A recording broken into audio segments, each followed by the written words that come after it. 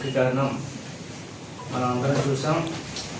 భారతదేశ వ్యాప్తంగా ఢిల్లీ నడి ఒడ్డున యువత ఏ విధంగా ఉద్యమాలు చేసి ఒక కేంద్ర మంత్రిని రాజీనామా చేసే విధంగా వీళ్ళందరూ చేసిన పోరాటాన్ని మనం కూడా మా పార్టీ తరఫున అభినందించాలి అనే ఉద్దేశంతో ఈరోజు మీడియా సమావేశం ఏర్పాటు చేయడం జరిగింది. ముఖ్యంగా రెండు అంశాలు ఈరోజు. యువత తలుచుకుంటే రాష్ట్రంలోనూ దేశంలోనూ ఏ విధంగా ఎవరినైనా గద్దె దించగలం అన్న అంశం మీద, అదేవిధంగా దేశం ప్రపంచం కూడా చూసేటట్టుగా ఒక మంచి ఉద్యమం జరిగితే మన రాష్ట్రంలో ఉన్న దేశంలో ఉన్న నాయకులందరూ గొంతులు మోగపోయాయా, ఈ రెండు అంశాల మీద నేను ఈరోజు మీడియా సమావేశం ఏర్పాటు చేయడం. ముందుగా ఈ నీట్ ఎగ్జామ్ ఏదైతే ఉందో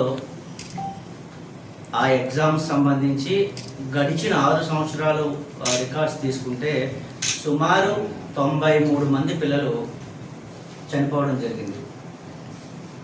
ఈరోజు ఈ 2026 సంవత్సరంలో పిల్లలందరూ ఎవరైతే ఉన్నారో వీళ్ళందరూ కష్టపడి ఉద్యమాల ద్వారా సాధించిన ఈ విజయాన్ని ఆ చనిపోయిన 93 మందికి అంకితం చేస్తా ఉన్నాం.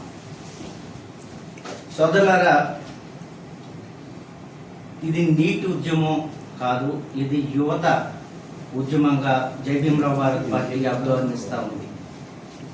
ఈ ఉద్యమానికి, ఢిల్లీలో జరిగిన ఈ ఉద్యమానికి జై భీమ్రావ్ భారత్ పార్టీ అధ్యక్షులు జడా శ్రావణ్ కుమార్ గారు ప్రత్యక్షంగా వెళ్ళడం, ఆ జంతర్ మంతర్ వద్ద జరిగిన ధర్నాలో పాల్గొనడం, 3-4 రోజులు అక్కడే ఉండటం, ఆ వేదిక ద్వారా మేమందరం కూడా యువతకు భరోసాగా ఉన్నామని వాళ్ళకి హామీ ఇవ్వడం చాలా హర్షించదగ్గ విషయం. అదేవిధంగా రాహుల్ గాంధీ గారు కావచ్చు, సిజేపీ నాయకులు కావచ్చు, హంగర్ స్ట్రైక్ చేసిన పెద్దలు కావచ్చు, ఆజాద్ గారు కావచ్చు, అందరికీ కూడా పేరు పేరున ఎవరైనా మర్చిపోయి ఉంటే అందరికీ కూడా జై భీమ్రావ్ భారత్ పార్టీ తరఫున హృదయపూర్వకంగా కృతజ్ఞతలు తెలియజేస్తా ఉన్నాం. అసలు ఈరోజు అందరూ కూడా కేంద్ర ప్రభుత్వం అండర్లో ఉన్న లేదా కేంద్ర విద్యాశాఖ అండర్లో ఉన్న ఎన్ని ఎగ్జామ్స్ ఇప్పటి వరకు, అంటే ఈ ఎన్డీఏ ప్రభుత్వం వచ్చిన తర్వాత 2014 నుండి 26 వరకు కూడా ఎన్ని రకాల పోటీ పరీక్షలు జరిగాయి, వాటిని అన్నింటినీ కూడా చాలా మెటీరియల్గా మీ ముందు చెప్పడానికి ఈరోజు నేను రావడం జరిగింది. 2014 నుండి ఇప్పటి వరకు కూడా సుమారు 270 పోటీ పరీక్షలు కేంద్రం కండక్ట్ చేసిన పోటీ పరీక్షలు జరిగితే దానిలో ఇప్పటి వరకు సుమారుగా 12,60,00,000 మంది విద్యార్థులు కేంద్రానికి సంబంధించిన ఎగ్జామ్స్ రాయడం జరిగింది. మరి ఈ 12,60,00,000 మంది విద్యార్థులు సమస్య వచ్చింది అని చెప్పి ఇందులో లక్షల మంది విద్యార్థులు రోడ్లపైకి వచ్చి మాకు అన్యాయం జరిగింది అంటే మరి కేంద్ర ప్రభుత్వాలు లేదా రాష్ట్ర ప్రభుత్వాలు ఈ విధంగా ఇంత ఆలస్యం చేస్తే మరి ప్రజలు ఉద్యమించకపోతే ఏం చేస్తారు? తప్పనిసరిగా లెక్కలతో చదువుకున్న వ్యక్తిగా ఒక పార్టీలో స్టేట్ వర్కింగ్ ప్రెసిడెంట్గా నేను కూడా ఉన్నాను కాబట్టి, 2 సార్లు ఎమ్మెల్యేగా పోటీ చేశాను కాబట్టి లెక్కలతో సమాధానం చెప్పాలి. వీళ్ళు కూడా నేను లెక్కలు చెప్పిన తర్వాత ఎవరు సమాధానం చెప్తారో చూద్దాం. కేంద్ర ఇప్పుడు దీని మీద మాట్లాడండి, మన నాయకుల కోసం కూడా తప్పనిసరిగా మనం మాట్లాడాలి. అంటే ఒక వ్యక్తి, మీకందరికీ కూడా తెలుసు, ఒక ఇంట్లో మన పిల్లవాడు ఒకరు చదువుకుంటూ ఉంటే రాత్రులు పగలు వాడు ఫ్యూచర్ కోసం కష్టపడుతూ ఉంటే ఆ తల్లిదండ్రులు ఎంత సఫర్ అవుతారు, ఎన్ని కోల్పోతారు, ఎన్ని ఆనందాలు కోల్పోతారు. ఇంత కష్టపడి చదివితే ఎక్కడో పేపర్ లీక్ అయిందంటే ఆ చిన్న హృదయం సడన్గా హార్ట్ అటాక్ తోట మరొకలాగా చనిపోతే ఆ పిల్లల పరిస్థితి ఏంటి, ఆ కుటుంబ పరిస్థితి ఏంటి అని ఒక్కడైనా ఆలోచిస్తూ ఉన్నాడా?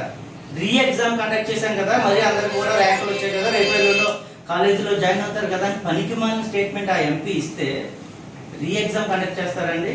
ఇన్ని కోట్ల మంది, ఇన్ని లక్షల మంది రాసిన పిల్లలది పేపర్ లీక్ అయితే నాకు క్యాన్సిల్ చేసి రీ ఎగ్జామ్ పెడితే ఎవరో ఒక స్టూడెంట్కి మంచి ర్యాంక్ ఒకటి వస్తుంది, 1వ ర్యాంకు, 10వ ర్యాంకు, 100వ ర్యాంకు వస్తుంది, మంచి సీట్ అని చెప్పి చాలా కష్టపడి చదివాడు. వాడు మళ్ళీ రీ ఎగ్జామ్ పెట్టినప్పుడు అది సరైన ర్యాంక్ రాకపోతే, ఆ ప్రెజర్ తోట, ఆ కష్టంతో అనుకున్నట్టుగా రాయలేకపోతే ఆ విద్యార్థి పరిస్థితి ఏంటి?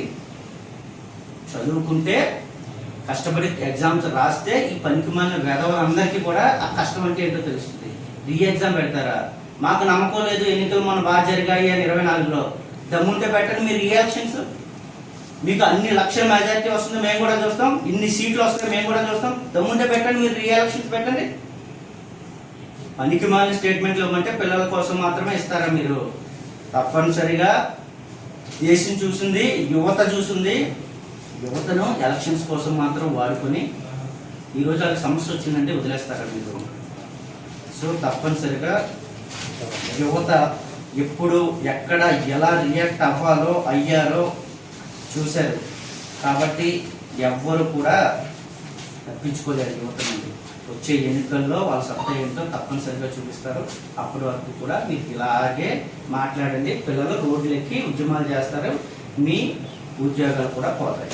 అదేవిధంగా ఈరోజు దేశం చూసే ఒక మంచి ఉద్యమం జరిగితే మన రాష్ట్రం నుంచి ఎంతమంది నాయకులు ఢిల్లీ జంతర్ మంతర్ వద్దకు వెళ్ళారు, లేదా ఇక్కడే ఎన్ని మీటింగ్లు పెట్టి వీళ్ళు దాన్ని ఖండించారు. ఆ పిల్లలు చేస్తున్న జనతా పార్టీ అనే ఉద్యమంతో పిల్లలందరూ కూడా రోడ్ల మీదకి వచ్చి పనికిమాలిన స్టేట్మెంట్లు అంతా ఇస్తా ఉన్నారు అని మాట్లాడుతూ, చిన్న చిన్న మనసున్న వాళ్ళు, దేశ రాజకీయాలు లోతు తెలియని వాళ్ళు విభజన రాజకీయాలు చేసి దేశ సమగ్రతను బలహీనపరుస్తున్నారు అట.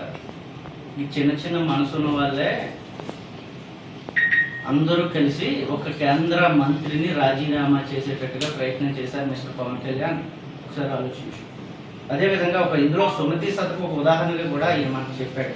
చీమ లాంటి చిన్న చిన్న జీవి కూడా పెద్ద పావును చంపగలదట. అలాగే చిన్న చిన్న ఆరోపణలు ఉన్న వాళ్ళు కూడా దేశానికి పెద్ద నష్టం చేస్తారట. ఇలా నష్టం ఎక్కడ చేశారే?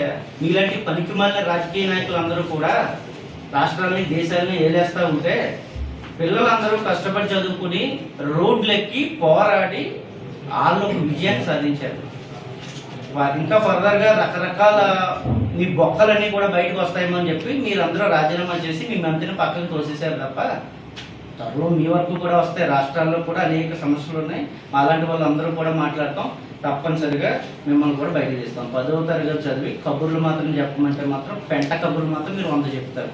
రెండోది ఇది మంచోడు చెడ్డోడు అంటే బీజేపీ వీళ్ళకి నచ్చితే దేవుడు గొప్పోడు, మోదీ అంటే అంతకు మించినోడు ఎవడో లేడు దేశంలో ప్రపంచంలోనే గొప్పోడు అని చెప్పి మంచోడు అంటారు. మళ్ళా విడిపోతే అబ్బాయి పిల్లాన్ని కూడా సరిగ్గా చూసుకోలేనాడు, ఈడేం మంచి అయ్యా బాబా అసలు చాలా చెడ్డోడు, మోదీని నమ్మకండి అని చెప్పేసి పెద్ద పెద్ద కబుర్లు చెప్తారు. మళ్ళా మంచోడు, అయ్యో నీకంటే గొప్పోడు ఎప్పుడో లేడు, మళ్ళీ 24 ఎలక్షన్స్కి మరలా మంచోడు, మరలా ఇప్పుడు తేడా కొడితే మళ్ళీ చెడ్డోడు. ఈ మంచోడు చెడ్డోడు కాదు మీరు జనాలకు చెప్తే మేము ఎదవల్లాగా వింటా ఉంటాం. చంద్రబాబు నాయుడు గారు, లోకేష్ గారు, పవన్ కళ్యాణ్ గారు ప్రజలు కూడా చూస్తూనే ఉన్నారు. మీ మంచోడు చెడ్డోడు కాదు, మేము కూడా ఎవడు మంచోడో ఎవడు చెడ్డాడో గ్రహించడానికి సిద్ధంగా ఉన్నాం. అండ్ ఇంకో కథ ఒకటి చెప్పారు, కట్టే కొట్టే తెచ్చేయట. ఈ కట్టే కొట్టే తెచ్చే అని వీళ్ళు ఒకసారి వాడినప్పుడు నేను ఏదో అనుకున్నాను కానీ ఇప్పుడు అర్థమవుతుంది. ఈవీఎం మిషన్లు అన్నీ కూడా ఒక కట్టగా కట్టేస్తారు, వీళ్ళకి నచ్చిన అందరికీ కొట్టుకుంటూ వెళ్ళిపోతారు. మొత్తం వీళ్ళకి ఎన్ని సీట్లు కావాలో అన్ని కూడా తెచ్చేసుకుంటారు. ఈ కట్టే కొట్టే తెచ్చే ఈ మంచోడు చెడ్డోడు కథలు వినడానికి రాష్ట్రంలో దేశంలో యువత సిద్ధంగా లేదు. మిస్టర్ పవన్ కళ్యాణ్ గారు సిద్ధంగా ఉండండి. మీ అందరికీ కూడా 3 రోజులు దగ్గరగానే ఉన్నాయి. చదువుకుంటే సంస్కారం ఉంటే అందరూ ఎలా మాట్లాడాలి, పిల్లలకి ఇబ్బంది వచ్చినప్పుడు వాళ్ళకి అకౌంటబిలిటీగా ఏ విధంగా మాట్లాడుంటే CJP పార్టీ రాదే, ఆ పిల్లలు ఆ పేరు పెట్టుకునే రోజు రారే. CJP పార్టీ రావడానికి మీరే కదా కారణం, పిల్లలు రోడ్డు ఎక్కడానికి మీరే కారణం. ఎక్కడో 10 మంది 100 మంది పిల్లలు ఇన్ని లక్షల మంది ఇష్యూ జరుగుతున్నప్పుడు చిన్న చిన్న సమస్యలు క్రియేట్ చేస్తే దేశద్రోహులు, రాజద్రోహులు, పాకిస్తాన్ నుంచి వచ్చారు, మరలా 370 రద్దు చేసేస్తారట. ఎవడో ఎక్కడో 4 మాటలు మాట్లాడితే అవి మాత్రం మీ అందరికీ కనిపిస్తూ ఉన్నాయి. ఇంతమంది